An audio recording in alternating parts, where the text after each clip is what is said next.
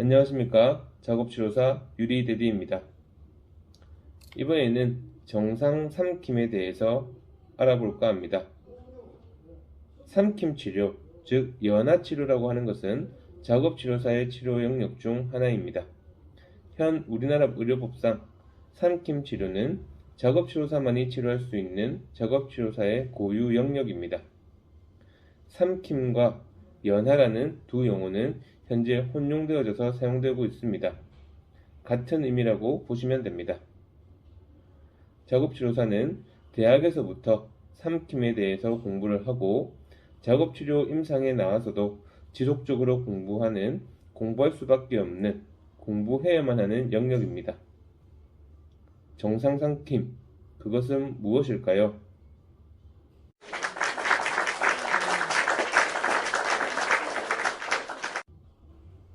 정상 삼킴은 내 의지대로 할 수 있는 수의적인 행동과 내 의지와 상관없이 나타나는 불수의적 행동을 포함하는 복잡한 과정입니다.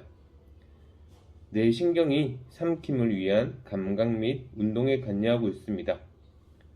3차 신경, 얼굴신경, 혀인두신경, 미주신경, 혀밑신경이 그것입니다. 식욕, 태도, 주의집중기간, 음식물에 대한 인지, 몸의 자세 등 대뇌 겉질이 조절하는 요소들 또한 삼킴에 영향을 줍니다. 정상 삼킴의 단계는 구강전기, 구강준비기, 구강기, 인두기, 식도기 총 5개로 분류하고 있습니다. 어떤 학자에 의하면 3단계 혹은 4단계로 분류하기도 합니다. 이처럼 정상 삼킴의 단계는 학자마다 조금 다르게 분류하고 있습니다. 저는 5단계로 설명하고자 합니다. 구강전기와 구강준비기, 구강기 이 세 가지 단계를 수의적 단계라고 이야기합니다. 인두기와 식도기는 불수의적 단계라고 이야기합니다.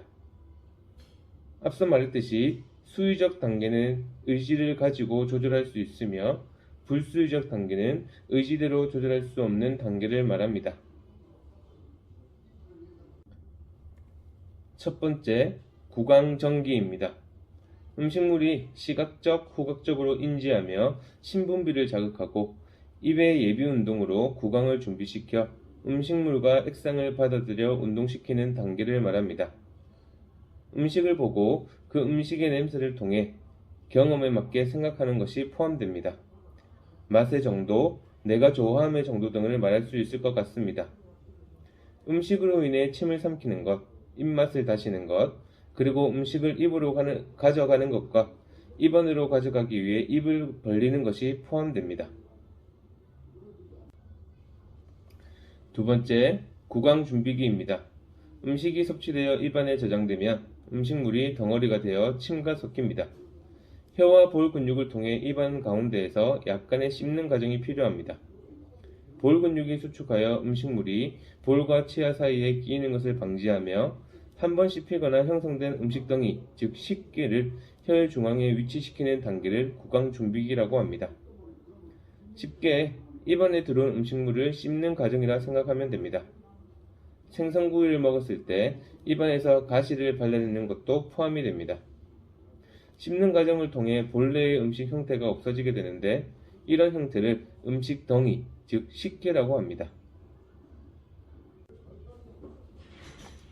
세 번째, 구강기입니다. 볼과 혀의 근육들이 음식 덩이를 입의 중앙에 보관함에 따라 혀는 그 음식 덩이를 입 천장에 대고 압축시켜 입 천장 아치 뒤쪽으로 음식 덩이를 옮기는 단계입니다. 보통 구강기 통과 시간은 주로 1초에서 1.5초 정도 소요된다고 말하고 있습니다. 네 번째 단계, 인두기입니다.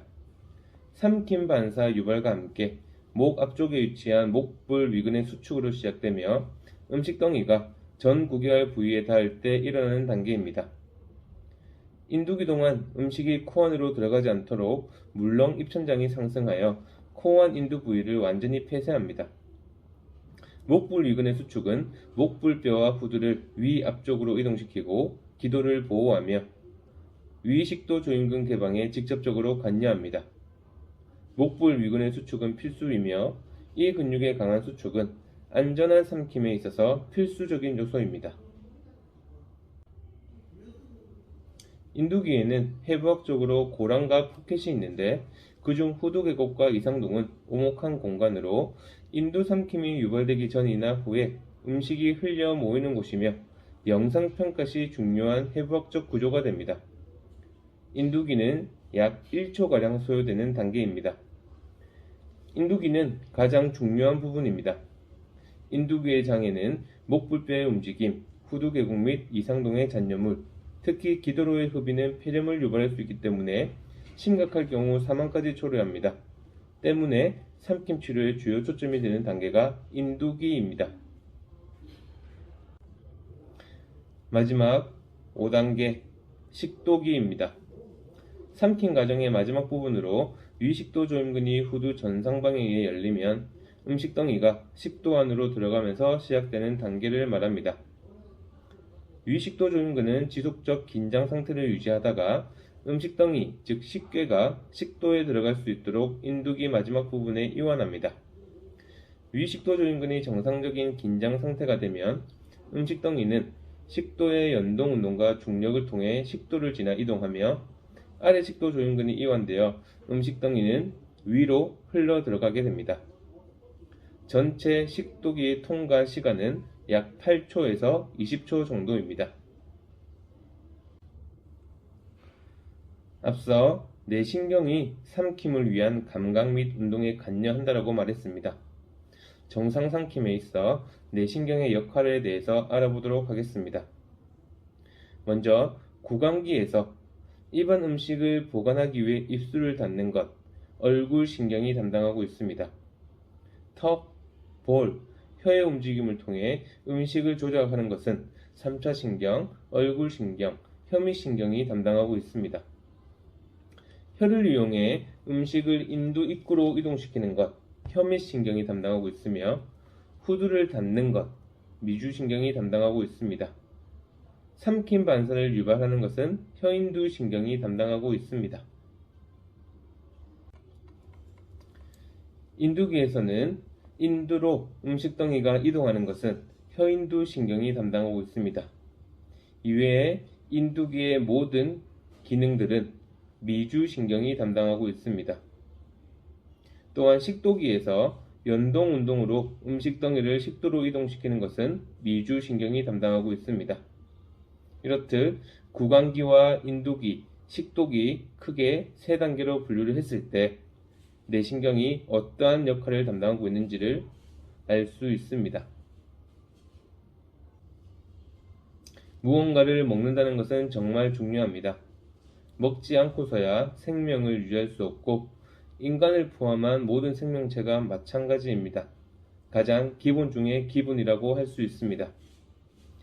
본디 인간이 태어나면서 가지는 3대 욕구 중에 식욕은 보통 6시간마다 생긴다고 합니다.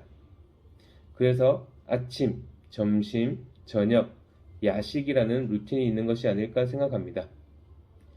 기본 중의 기본이고 태어나면서부터 가지게 되는 식욕. 그래서인지 우리나라에서는 밥은 먹었냐? 라는 말이 인사 대신에 사용하기도 합니다. 사람은 먹는 것을 통해 보통 인간관계를 형성하거나 유지하기도 합니다. 이왕 먹는 것, 맛있는 것을 분위기 좋은 곳에서 내가 좋아하는 사람과 이왕 먹는 거 많이 먹으면 좋지 않습니까? 그죠? 그래서 현재 먹방, 맛집 관련 유튜브가 그 양이 얼마나 많은지 알 수 있습니다.